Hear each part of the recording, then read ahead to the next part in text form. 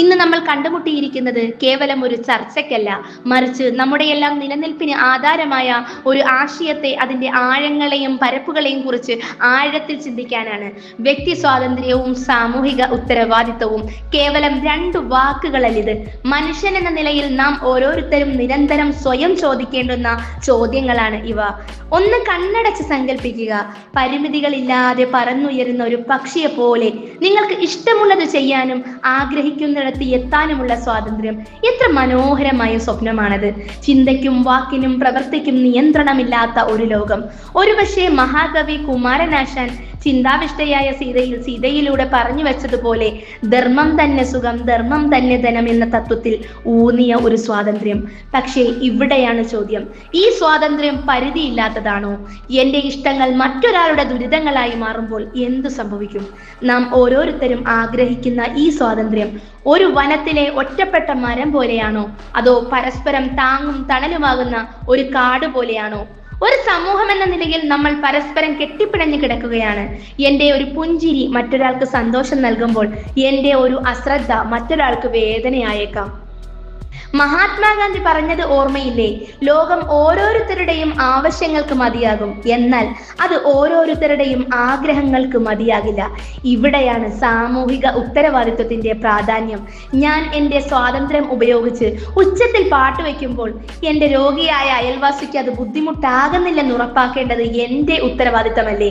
ഒരു മനുഷ്യന്റെ സ്വാതന്ത്ര്യം എവിടെ അവസാനിക്കുന്നുവോ അവിടെ മറ്റൊരു മനുഷ്യന്റെ സ്വാതന്ത്ര്യം ആരംഭിക്കുന്നു എന്ന് പറയാറുണ്ട്. നമ്മുടെ നഗരങ്ങളിൽ മാലിന്യം വലിച്ചെറിയുന്നതും ഗതാഗത നിയമങ്ങൾ ലംഘിക്കുന്നതും ദുർബലരെ ചൂഷണം ചെയ്യുന്നതുമെല്ലാം നമ്മുടെ വ്യക്തി സ്വാതന്ത്ര്യം ദുരുപയോഗം ചെയ്യുന്നതിന് ഉദാഹരണങ്ങളല്ലേ? പ്രമുഖ ചിന്തകൻ ജീൻ പോൾ സർത്രേ പറഞ്ഞ പോലെ, മനുഷ്യൻ സ്വതന്ത്രനാണ്, അതിനാൽ അവൻ ഉത്തരവാദിത്തമുള്ളവനാണ്. നമ്മുടെ ഓരോ പ്രവൃത്തിയും ഒരു തിരമാല പോലെ സമൂഹത്തിൽ അലയൊലികൾ സൃഷ്ടിക്കുന്നു. നല്ല തിരമാലകൾ സൃഷ്ടിക്കാനുള്ള ഉത്തരവാദിത്തം നമുക്കില്ലേ? വ്യക്തി സ്വാതന്ത്ര്യവും സാമൂഹിക ഉത്തരവാദിത്വവും പരസ്പരം ശത്രുക്കളല്ല, മറിച്ച് ഒരു നാണയത്തിന്റെ ഇരുവശങ്ങളാണ്. പാഞ്ചാലി ശബ്ദത്തിൽ വ്യാസൻ ധർമ്മസങ്കടങ്ങളെ കുറിച്ച് പറയുന്നത് പോലെ ഈ രണ്ട് ആശയങ്ങളെയും എങ്ങനെ സമന്വയിപ്പിക്കാം എന്നതാണ് നമ്മുടെ മുന്നിലുള്ള വെല്ലുവിളി. സ്വാതന്ത്ര്യം എനിക്ക് എൻ്റെ ചിറകുകൾ വരിക്കാനുള്ള അവസരം നൽകുന്നുവെങ്കിൽ ഉത്തരവാദിത്തം ആ ചിറകുകൾ മറ്റൊരാളെ നോവിക്കാതെ പറക്കാനുള്ള ബോധം നൽകുന്നു. നമ്മുടെ വരാനിരിക്കുന്ന തലമുറയോട് നമുക്കൊരു കടപ്പാടുണ്ട്. അവർക്ക് ഒരു നല്ല നാളെ ഒരുക്കാൻ നമ്മൾ ഇന്നേ ഉത്തരവാദിത്തമുള്ളവരാകേണ്ടതല്ലേ? നമ്മുടെയെല്ലാം വ്യക്തിപരമായ നന്മയും സമൂഹത്തിന്റെ പൊതുവായ നന്മയും ഒരു പാതയിലൂടെ സഞ്ചരിക്കുമ്പോഴാണ് യഥാർത്ഥ പുരോഗതി സാധ്യമാകുന്നത്.